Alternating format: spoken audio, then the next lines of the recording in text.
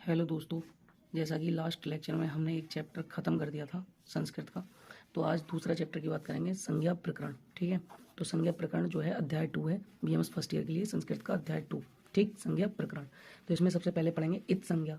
इत मतलब क्या होता है? जैसे कोई वर्ड है, जैसे ये हमने माहेश्वर सूत्र पढ़े थे, तो इसमें जो जैसे हलंत वर्ण था, ये हलंत वर्ण थी, ये इस टाइप से ना हलंत वर्ण लगा था, तो ये उपदेश में जो अंतिम हल होता है, जैसे कोई वर्ड था हल है, जैसे ठीक है इसका ये लगा है तो अंतिम में जो हल लगा है, ठीक है, तो उपदेश में जो अंतिम हल होता है उसकी इत संज्ञा होती है बस, अर्थात वह इत संज्ञक होता है। इसका सूत्र बहुत इंपॉर्टेंट है, हलंत्यम, इस सूत्र से इत संज्ञा होती है।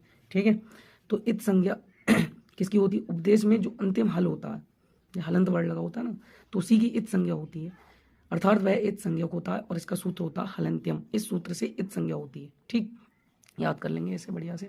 लोप संज्ञा क्या होता है? लोप का सूत्र सबसे पहले देखेंगे, आदर्शनम लोपा। आदर्शनम लोपा मतलब जो विद्यमान है परंतु जिसका दर्शन नहीं हो रहा है। विद्यमान तो है, कोई वस्तु है लेकिन वो दिखाई नहीं दे रही है, तो इसका मतलब है आदर्शनम लोपा। तो ये याद कर लेंगे आप सूत्र को सबसे पहले। उसके बाद देखिए, जो विद्यमान है परंतु मतलब जो एग्जिस्ट है बट दिखाई नहीं दे रही है, जो विद्यमान है परंतु जिसका दर्शन नहीं हो, उसकी लोप संज्ञा होती है। विद्यमान होते हुए जिसका आदर्शन है वही संज्ञा तथा लोप उसकी संज्ञा है। आदर्शनम लोपा इसका सूत्र है, इससे लोप संज्ञा होती है। ठीक, 5 नंबर में कोई क्वेश्चन आता है, बहुत इंपॉर्टेंट है।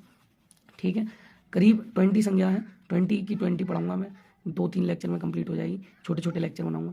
संयोग संज्ञा क्या होती है? तो इसका सूत्र होता है हेलो अनंतरा संयोगा। संयोग एक ट्रिक हो गई। देखिए, संयोग मतलब किसी से मिलना, तो मिलने के लिए हम क्या करते हैं? सबसे पहले कॉल करते हैं ना, तो हेलो करते हैं, तो हेलो अनंतरा संयोगा। ठीक है, इसका सूत्र हो गया हेलो अनंतरा संयोगा। जिन व्यंजनों के बीच में, जैसे कोई 2 व्यंजन है तो उसके बीच में कोई स्वर ना हो तो वे परस्पर एक दूसरे से जुड़ जाते हैं, इसी क्रिया का नाम जो है वो संयोग है। ठीक है, तो हलो अंतरा संयोग इसका सूत्र है। और जिन व्यंजनों के बीच में कोई स्वर नहीं आता हो वे परस्पर जुड़ जाते हैं, इसी क्रिया का नाम संयोग है। ठीक, इसके बाद आती है सवर्ण संज्ञा। सवर्ण संज्ञा इसका सूत्र है तुल्यास्य प्रयत्नम सवर्णम। याद कर लेंगे, तुल्यास्य प्रयत्नम सवर्णम, सवर्ण संज्ञा का तुल्यास्य प्रयत्नम सवर्णम। ठीक है, तो तुल्यास्य मतलब तालु और आदि स्थान, तालु आदि स्थान, तुल्यास्य प्रयत्नम मतलब तालु आदि स्थान, और प्रयत्नम यहाँ पे लिखा है ना, तो उसके लिए आएगा एक अभ्यंतर प्रयत्न, जो कि लास्ट लेक्चर में जैसे पढ़ाया था। प्रयत्न 2 प्रकार के होते हैं, अभ्यंतर प्रयत्न और बाह्य प्रयत्न। ठीक है, तो बताइए अभ्यंतर प्रयत्न कितने टाइप के होते हैं और तो बाह्य प्रयत्न कितने टाइप के होते हैं? कमेंट करिए, बताइए। आपको मैंने पढ़ाया था पहले, अगर आपको याद होगा तो आप जरूर कमेंट करेंगे। तो तालु आदि स्थान और अभ्यंतर प्रयत्न, ये जिन वर्णों के समान हो वे वर्ण आपस में सवर्ण संज्ञा वाले होते हैं। ठीक है, तो यहाँ पर क्या याद रखना? तालु आदि स्थान और अभ्यंतर प्रयत्न मतलब तुल्यास्य तालु आदि स्थान और प्रयत्न मतलब अभ्यंतर प्रयत्न, जिन वर्णों के समान होते हैं वे वर्ण आपस में सवर्ण संज्ञा वाले होते हैं। अब आगे स्पर्श संज्ञा, तो ये होता है कादेव मापसा नाम स्पर्शा। इसका सूत्र है कादेव मापसा नाम स्पर्शा।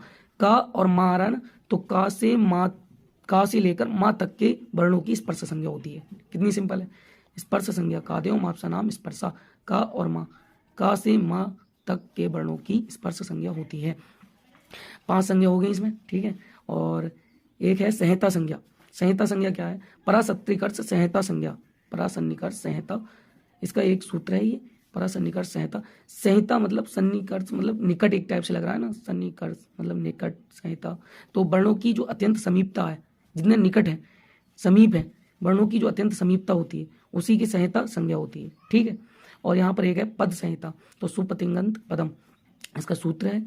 पद संहिता क्या है? सुबंत राम आदि शब्दों तथा तिडंत भू आदि धातुओं की पद संज्ञा होती है। ये थोड़ी आपको टफ पड़ेगी बट आप याद कर सकते हैं अच्छे से।